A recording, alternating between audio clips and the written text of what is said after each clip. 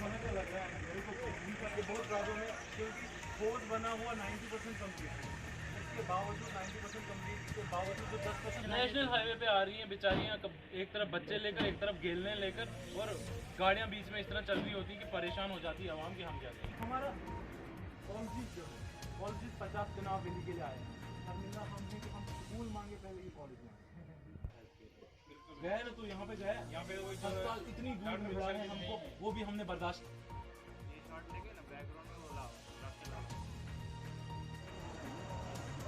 ये मैं फिक्स कोटी लोगों करना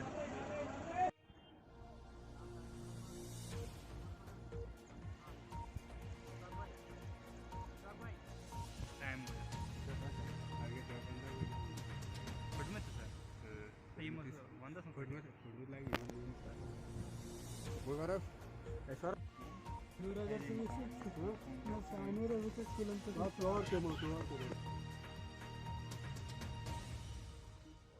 मॉडर्न पोल